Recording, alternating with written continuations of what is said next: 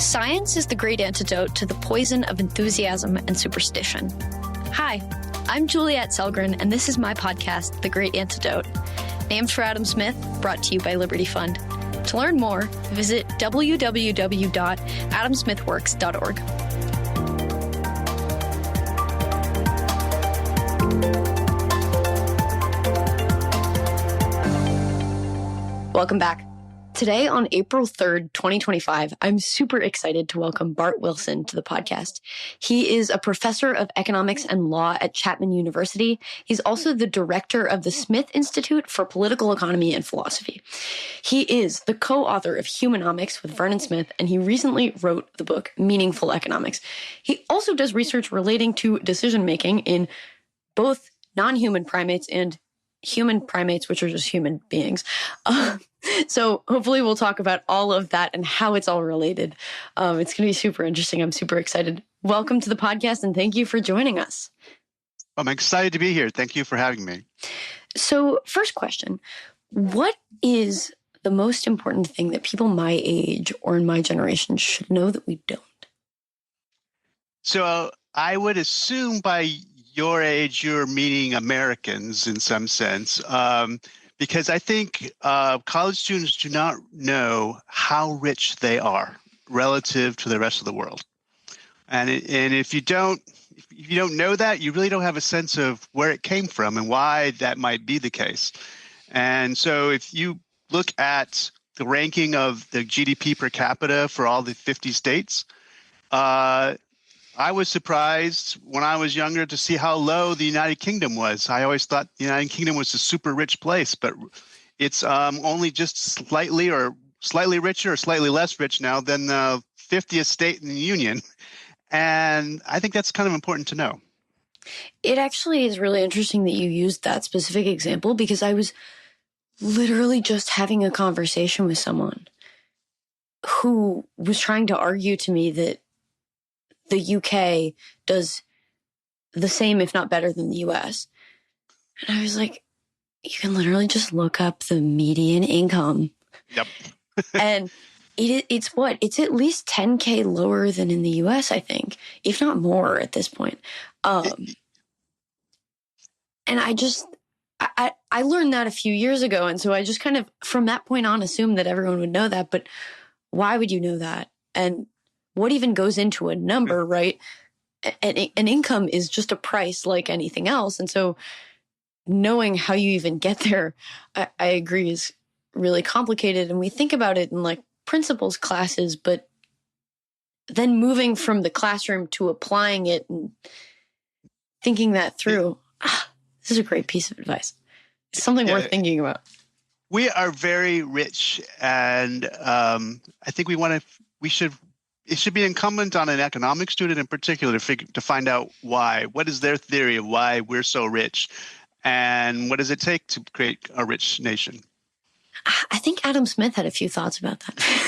He did. And every economist everywhere. That's great. So kind of direct segue, kind of not. What on earth is humanomics?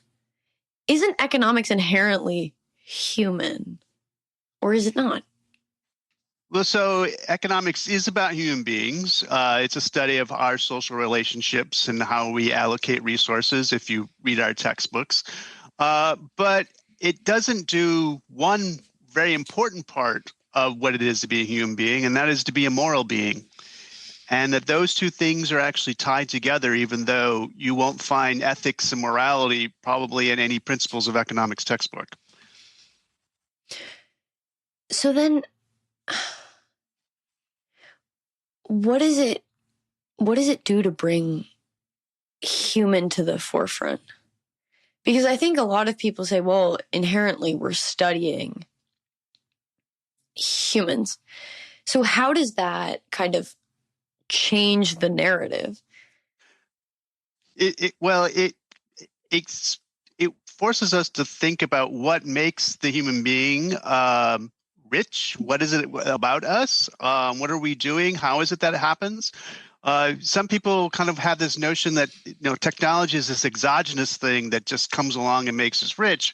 But that's not true if you look at the rest of the animal kingdom. Their tools and technologies are really, really basic. So then how come ours are so complex? And where is that coming from? And if you start asking that question, you start noticing that human beings do things that Adam Smith already recognized a long time ago that are very different. Namely, that we trade stuff. We exchange one thing for another thing.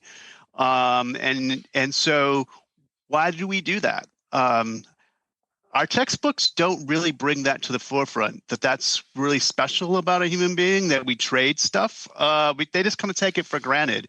And we grow up with trading all the time, and we don't realize how special that is. And then what makes that possible? What makes trading between human beings something that can happen? And that's what I'm really interested in the last few years. So then if we're tying morality into it, it becomes a philosophical discussion. I feel like most economists would not be, I don't want to say they'd be disinterested, but that doesn't seem like their ballpark. Well, I think it's worse than that. I think we've convinced ourselves that it's all about self-interest and that we don't need it. That is really the core tool to understanding a human being, is that we act in our self-interest. And that's what our textbooks say. And that's what our textbooks say Adam Smith said, even though I would argue he doesn't say that. And so that's the tension that I think, that if human beings are moral beings, and commerce and economics are built on moral relationships. And so if you're going to have an understanding of how these commercial relationships work, transactions and trading things, you're going to have to understand that morality makes that possible. That there, you explain it as a tension, but it's also, it's almost even more than a tension, because it's the principle of economics. All of economics is based off of, if you had to choose one principle, we call them introductory principles classes because there are many of them, where on the one hand we have rationally self-interested, and then on the other hand we have trade creates value. And so there's the tension between these two principles. But really, if you had to pick one, I would say rationally self-interested is the first, and it's probably the most important one. And so where does that leave us if that is only half of the picture or part of the picture? And I don't know, how do we size up even the discipline as it stands now if most economists, even people who aren't actually economists but have even taken one class, think that that's what economics is and should be? So if you think it's just about self-interest, then you're going to not see how morality gets the basic principles of economics off the ground in the first place. And so when I took my first econ class as an undergrad, I was a first year. I went in there and it was presented to me, and I thought, oh my God, this is how the world works. I have my tool to explaining everything, basically. But when I started teaching economics, that was also the case. There's some self-selection going on who's going to be taking an econ class, but there's always about 20% who are not quite there with me. Like they are not going to accept that rational self-interest or acting and maximizing your own material gains is the core. Like they're going to say, I don't recognize that. That's not me. And it took me a while. It took me to reading Adam Smith to realize, like, they have a point. And so it's not. My point in my projects is not to say that modern economics is wrong, but that it's missing a complement that needs to kind of complete it. And so there have been great advances, and I would teach everything in a principles textbook as it is. Like you need to know those things to under economics, but underneath it, it's hollow, and it's missing kind of core elements of what it is to be a human being, in particular to be a moral being. So when you add those things, how does it fill in kind of that hollow core? how does it change the outcome, the output of kind of either economic analysis or even just the economic view of the world? It adds morality, but what does that then mean for the positive, the normative, and what we kind of see coming out of economics? Well, it will help us identify certain tensions that I don't think economics kind of looks at. In particular, like if you understand that trade is moral, then you will be able to delineate when trade is moral when it's not, as opposed to just assuming trade is good. And trade isn't always good. It can be exploitative. And so if you're not trading for the benefit of both parties, I would argue that's not really trade or the core basic of economics. That's taking advantage of another person in a dire situation. And so you, as an economist, as a first-year student, I probably wouldn't have made those distinctions. Like I would take the mantra, yeah, economic trade is good, and not really understand that, oh, if it's not for actual benefit of two parties, then you're not going to, that's not really what's economics is founded on. At the same time, we also might want to argue that some trade is exploitative, and then we don't actually look at it carefully enough to show that maybe it isn't. Maybe there is value being created voluntarily for both parties, in which case we should not be quick to judge it. And so it's a way of creating a discussion of, okay, really, what does it mean to be moral in a trade? And can I identify that in these particular cases that we're debating? So I think what's kind of hard for me about this, because I do agree that there is morality to economic behavior, to trade, to marketplaces, to all of this. When we sell economics, we say, we generally, it's so wonderful. We create all this value with people you never know, who you never will know. You don't even have to like them. You're creating value for each other. So obviously, like, there's some sort of like positive gain here on both sides. We're not talking about the exploitative case. But part of the selling point is that you don't have to know the other person. And Smith talks about this. Everyone after Smith talks about this. And so how does that kind of complicate the picture of it being moral? Or how is it not a problem?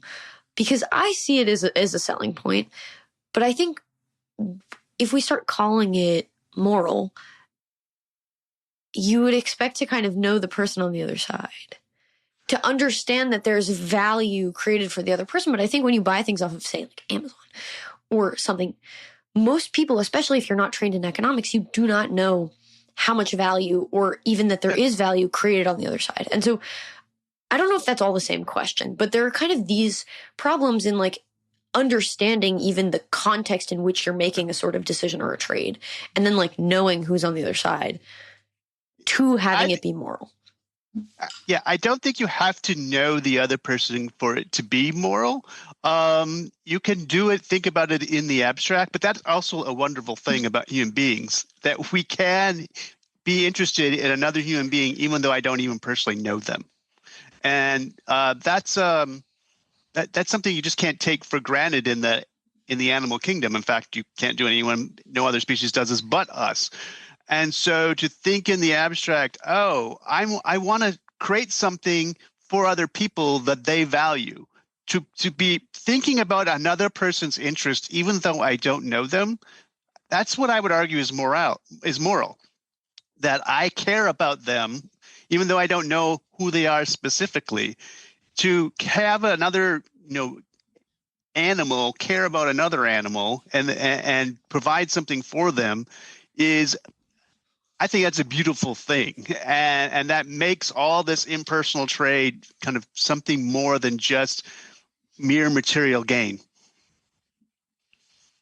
I love that. It's exactly what I wanted to hear, but I didn't know I wanted to hear it. So it's just becoming inevitable. Tell us about the animal kingdom. So how do you get from realizing that 20% of the class isn't fully on board with this rationally self-interested version of the story to kind of this conclusion of economics is leaving this out? And how did then observing other species help that kind of realization, or did it come after?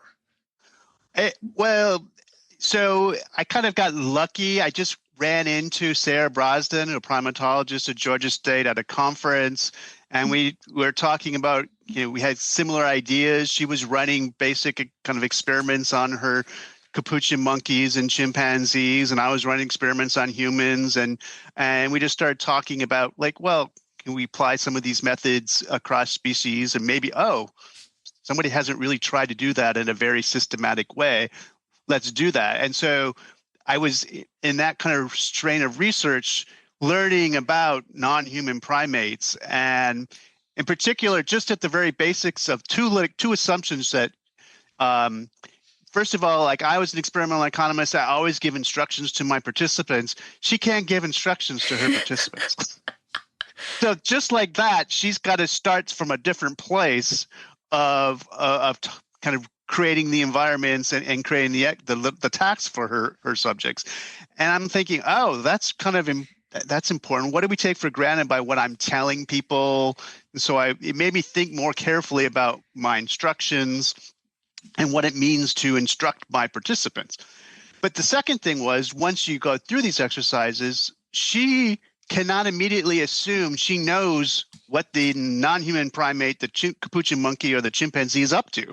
She can't assume she knows what they're thinking. She can't assume she knows what they're feeling.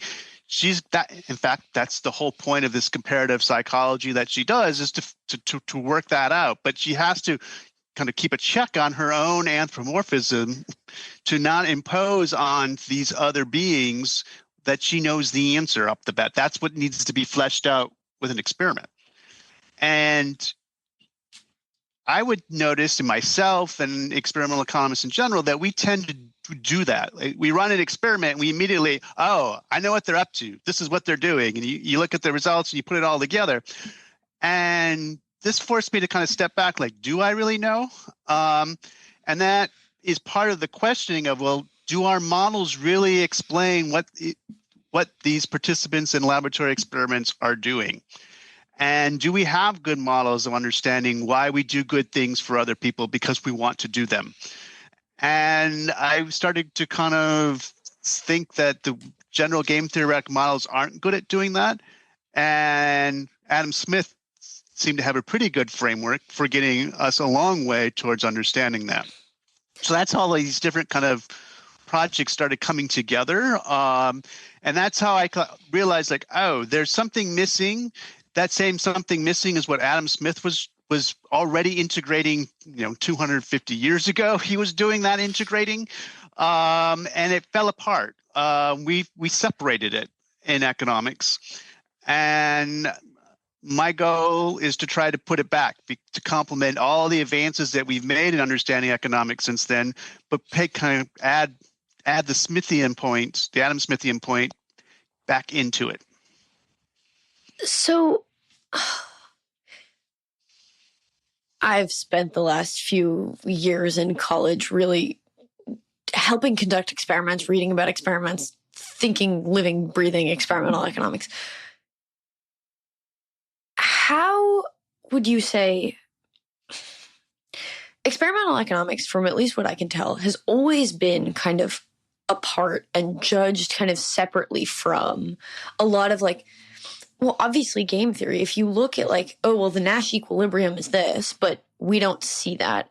And so it already seems to be kind of like a branch within the discipline that not really criticizes, but that kind of stands apart. And so how do you kind of move from already studying in method and in kind of like result and the questions that you get to ask, already being kind of more behavioral, more Smithian, and apart from the rest of economics? How does this take you further from that? Well, so I think prior to experimental economics, the discipline was very much kind of what can I surmise what people would do on paper. And we would have a framework, a utility maximization or a profit maximization model, and we would say this is what people would do. And we just kind of did it all in and maybe we'd run some regressions, and do some statistical analysis. But we really didn't ask ourselves, what do actual people do? And that's what experimental economics added. It was like, no, let's actually see what people do. Does it actually work with actual real human beings the way I think it does? And that's how Vernon Smith got started.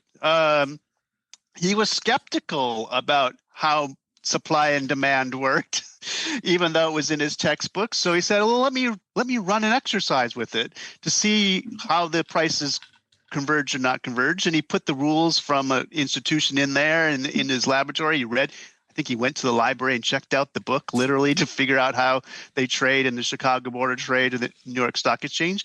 And then he looked at it and all of a sudden the results were, oh yeah, supply and demand works really well. And he was surprised.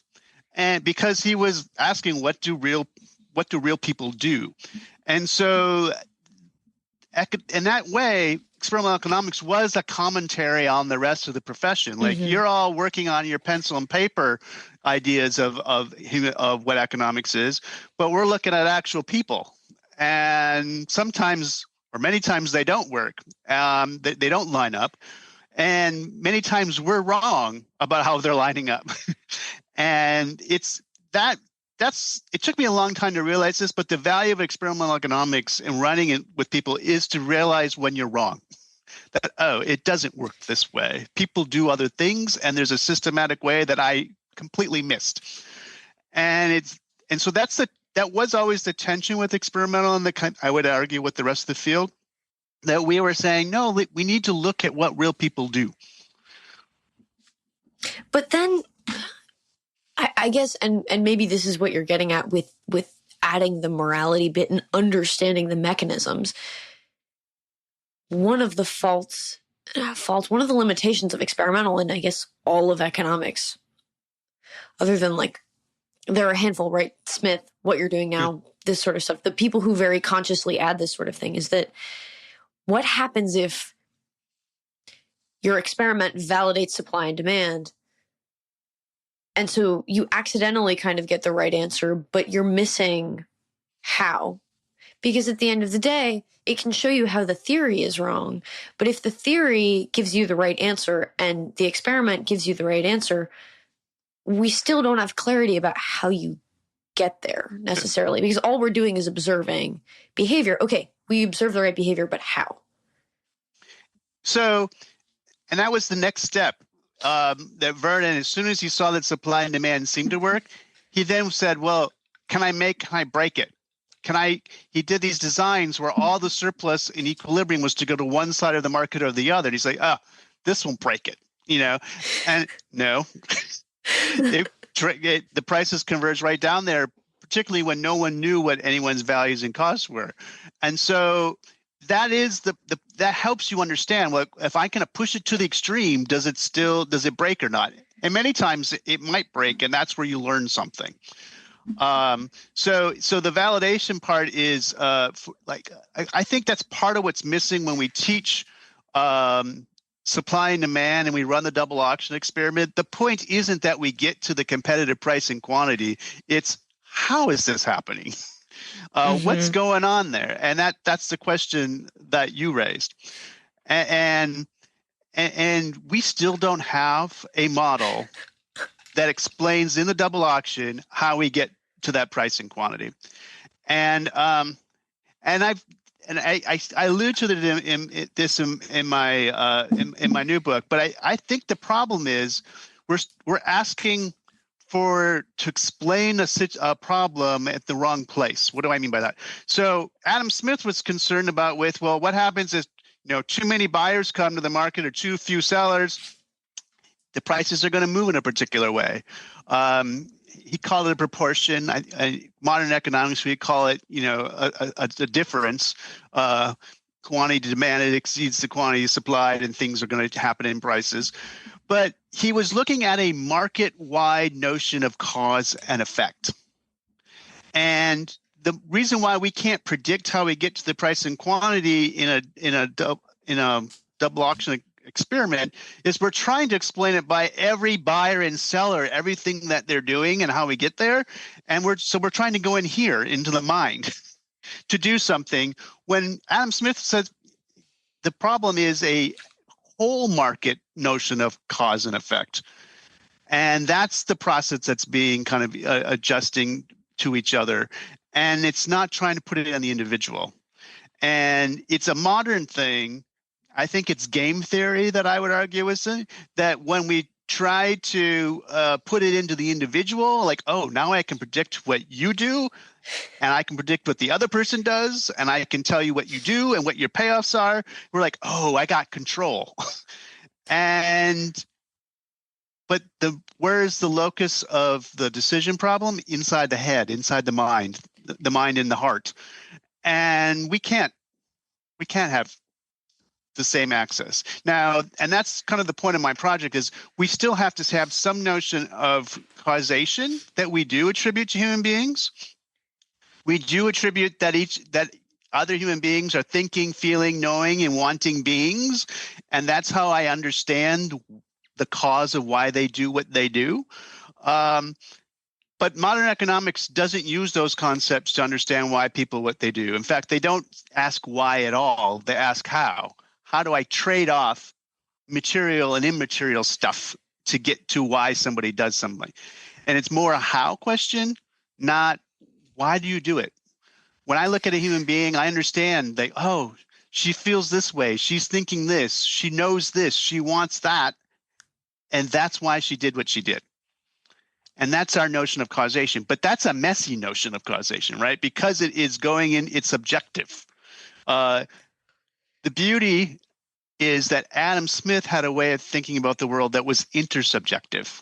And so we do understand other people. We don't know them completely, how they think and feel, but we can sympathize. We do imagine, we do trade places, and we do something that helps us understand why they're doing what they're doing. And it's that insight of his that I think we could add back into economics to understand and go back to these notions of explaining why human beings do what they do. It does what you're explaining. I mean, I see modern economics a lot of the time. It kind of feels like a puppet show. And I don't say that to imply necessarily that the economists doing any sort of analysis intend to make people dance. Some of them do. Some of them think that's better. And that's a whole separate issue to deal with. Yeah. But it's kind of this inherent assumption, or I guess it's just ignoring the assumption that we all somehow seem to make, which is that we already know how it works. But then it leads me to always ask this more kind of existential question that I don't know if it's just me or if it's kind of anyone who thinks too hard about why we care about certain things. But then I'm like, but why do we care? Why does it matter? And I'm inherently drawn to understanding this and focusing on how these processes work and how human beings operate. But if there's a point where we know we can't really know, then why do we do it? And so, not to put you on the spot, but why? Well, I think we are focused in economics on how questions. We're all about process. We're all about mechanism.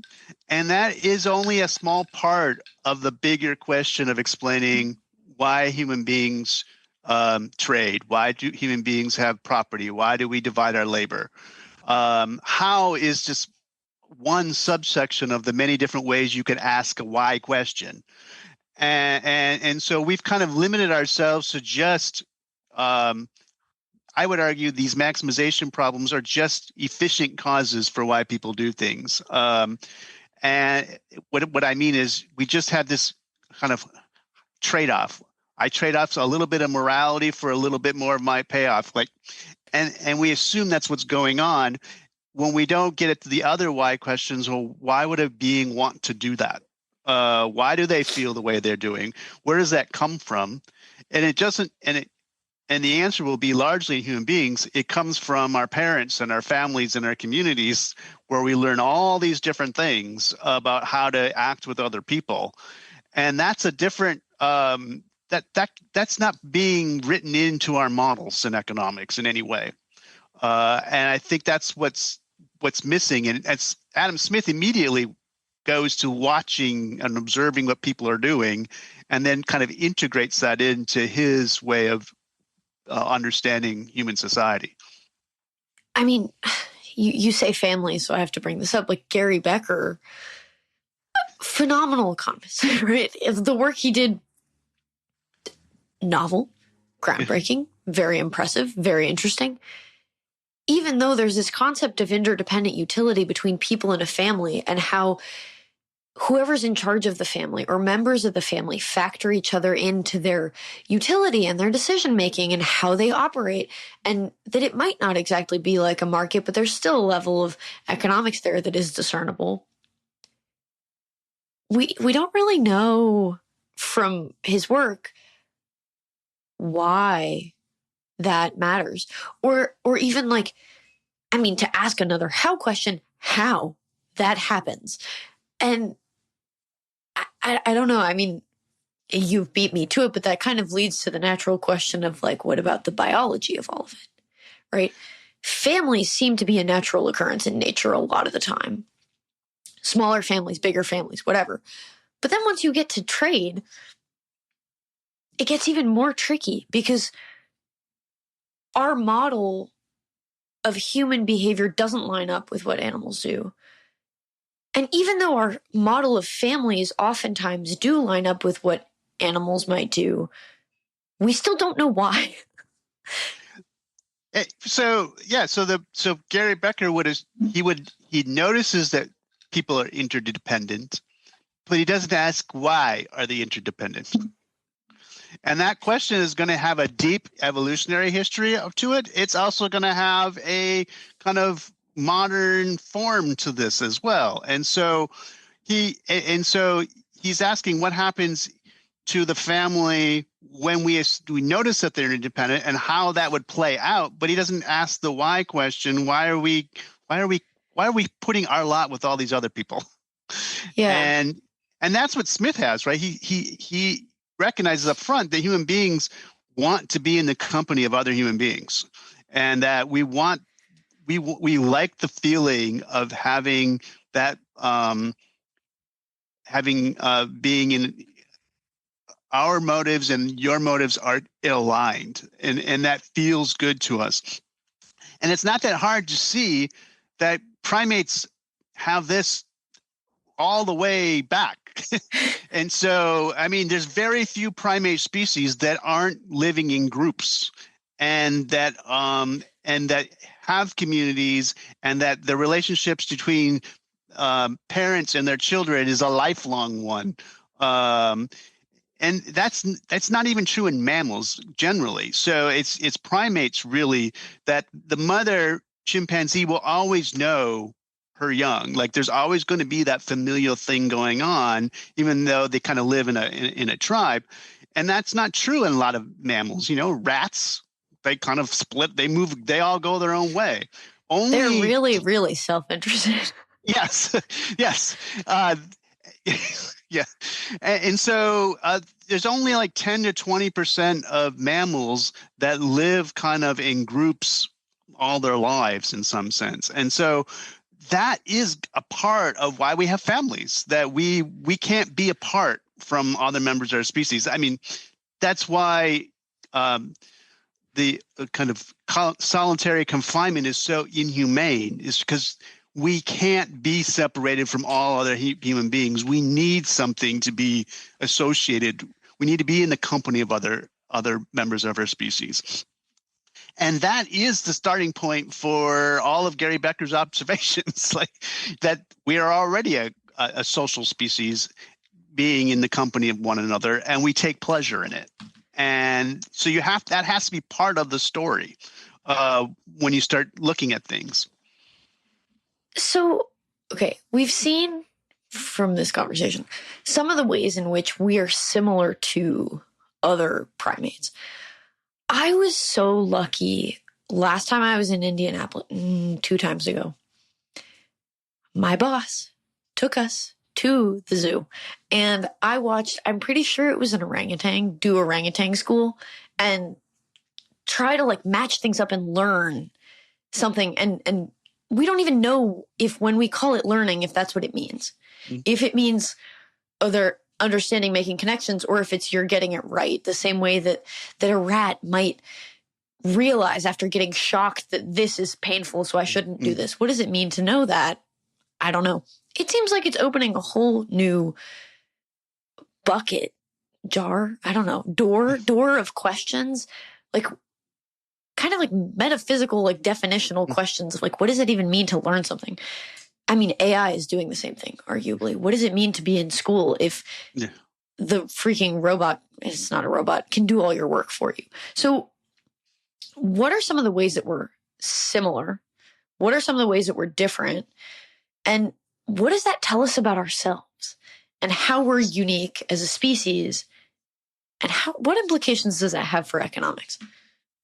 So we are very social, like all the other non-human primates. We want to live in communities together. We feel each other. Chimpanzees and play. They love playing all the way through. I mean, even as adults. And that's kind of a mark of mammals in general. There's this notion of play going on, but it's just taken to a whole nother level with primates of enjoyment and in playing around with sticks and things like that. And so chimpanzees have longer kind of periods of being a child and than other animals. And then human beings are even more so. We have very extended adolescence compared to other primates. But we're kind of in a continuum like that. And then there's this other element. So the orangutans, I'm pretty sure you get the same sense, but it's even more so with a chimpanzee. If you look at them, they look back in a way that your dog does not look back at you or your cat does not look back at you. It's kind of watching those documentaries. It's like, oh, that's me, but that's not me. It's kind of scary, but not in like I'm in harm's way type. Yeah. But yes, I know exactly what you mean. And that kind of looking back, trying to understand the kind of the mind of this other being there, is the core, I would argue, of economics. And then we just take it one step further. We make it abstract. I can look at you and then know that you're thinking something. And I can put all that together. And more than that, and this is the key part that Michael Tomasello impressed upon me from reading his work, is that we can know that we're thinking about the very same idea. To know that we are thinking the same thing means we can coordinate in a way that no other species can. And so he argues that's really a key difference between the rest of non-human primates. And that comes down to the relationship between parents and their children, that the children understand that the parent is teaching them for the sake of learning, not just the fact that it happens and works, which is what a chimpanzee, they're only looking at the effect. Does this actually work when I stick my stick into the termite hill or not? And children very quickly, probably what age is, I mean, psychologists are noticing just that the notion of pointing that babies very young know. And you're already beginning that process of aligning our minds to the same idea. But think about that. It's an idea. Same thing. And this is what trade is founded upon. That I know you want this and you know I want that other thing. And that if we trade this thing, we will both be better off for it. That knowing that what you want and at the same time knowing what I want, and that it will happen in the future when we actually trade this stuff. That's what makes trade work.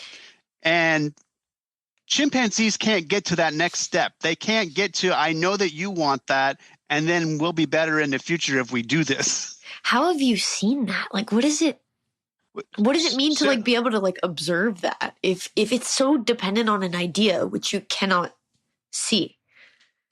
Well, so Sarah Brosnan has tried really hard to get chimpanzees to trade things for a lower value for higher value things, and they both do that mutually at the same time. It's just not that easy. They can remember that I do you a favor, and then I will give you something in return in the future. And so they have that kind of memory, body memory of that association, but they can't do it with this thing in the moment because they have to consciously think about the future being different than it is now. And that's what I argue in my book is really important. We can imagine a future that currently isn't the case now. And trade changes that. We make the world the way we imagine the world could be. I mean, that seems like a super duper power. It is. For lack of a better way to describe it, it seems so significant. We've just spent 45 minutes outlining all the ways that kind of that capacity becomes super important, that is a defining characteristic of human beings in relationships and trade and everything. And if other animals don't have that, and we ask ourselves, how are we different? How is it that America is wealthy? How is it that human beings are prosperous on Earth? On an Earth where the rate of economic growth was zero until like 200 years ago, including when human beings were alive, before human beings were alive, all of it. It's built on ideas. It's built on our minds. This ability to abstract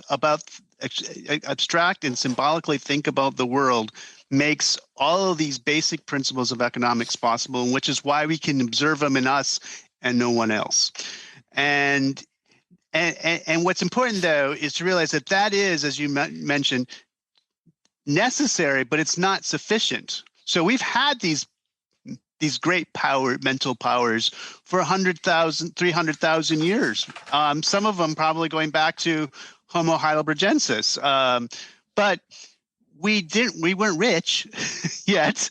And so something else was needed. But I think this is why I think my work kind of dovetails with Deirdre McCloskey's project in her bourgeois trilogy. She's arguing what is it about the last 250 years, and she's planting it firmly in the notion of ideas, that's the reason why. And economists are pushing back. We don't want to have an immaterial thing being a cause for our material welfare. And my point is, my book says, but right down to the very basic principles of economics, it's immaterial. It's the ideas and trade, specialization, and property already there. And now it's a matter of thinking, well, what has to happen before they can create the wealth of the last 250 years? But it's ideas all the way down. And that's different than your textbook. Your textbook's going to tell you, no, it's scarcity. That's the starting point. Well, but scarcity the starting point, then why are we rich?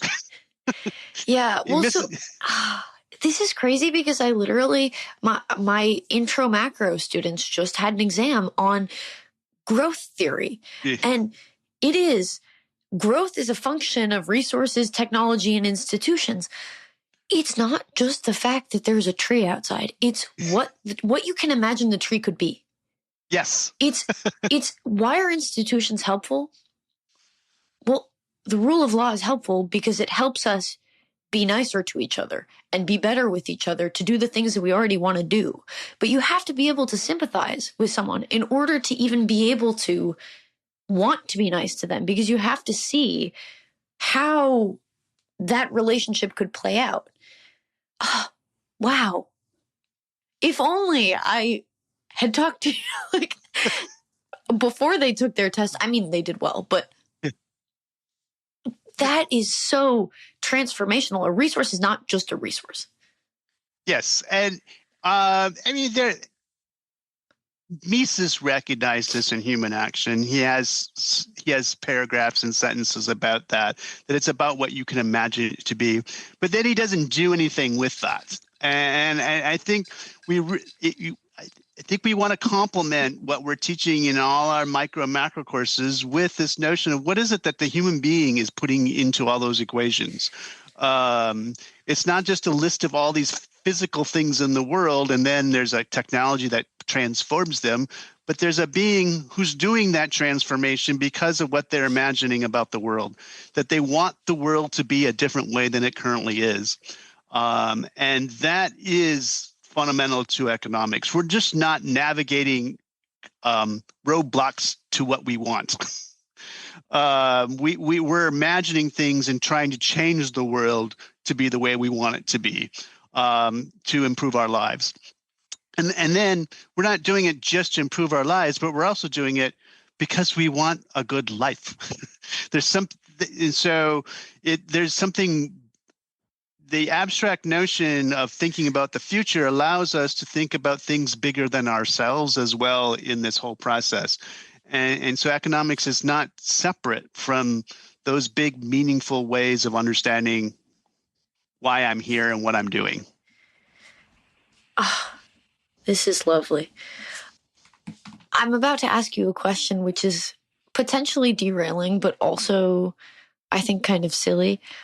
Does this make you a speciesist? A speciesist? I mean, the way you talk about the chimpanzees and the orangutans and all these other species leads me to think that no, but then we're standing in a culture. I will admit to being a human exceptionalist in the sense of that we do things that no other animal does. There's no other way to explain vaccines, walking on the moon, Macbeth, the magic flute, and all these other things. Reese's Puffs cereal. Yeah, exactly. There's no way to understand why those things are in the natural world today without understanding that human beings are different than all other animals. And that is not to then say that we are better or things like that.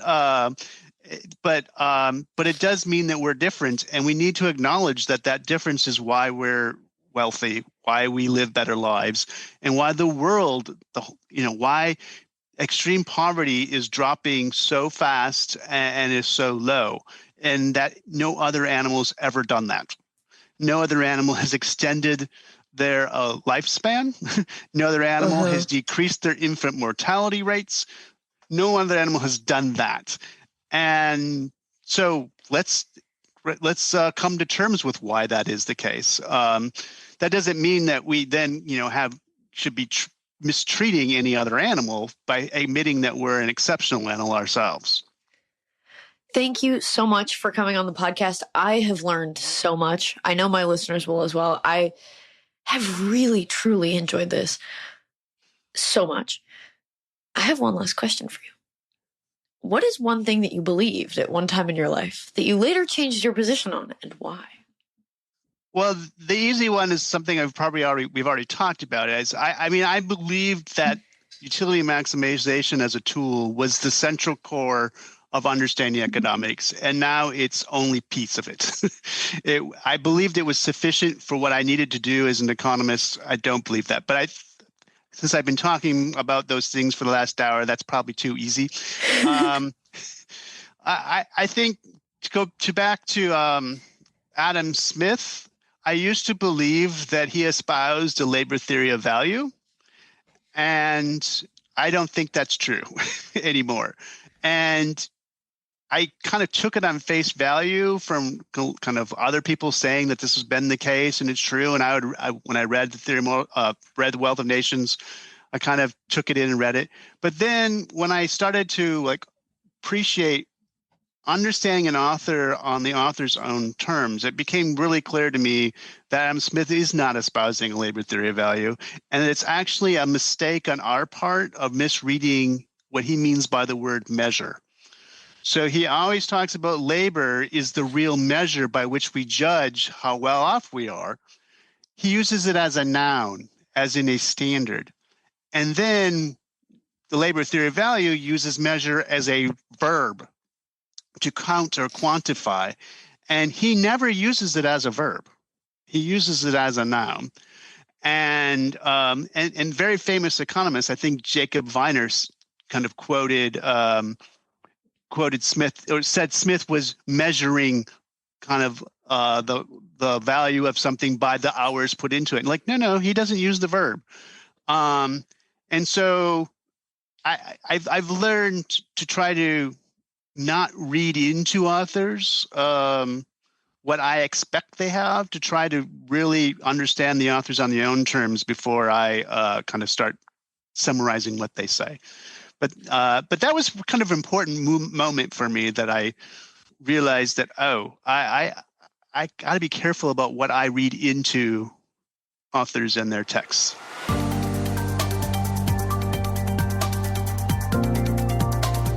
Once again, I'd like to thank my guests for their time and insight. I'd also like to thank you for listening to the Great Antidote podcast. It means a lot. The Great Antidote is sound engineered by Rich Goyette.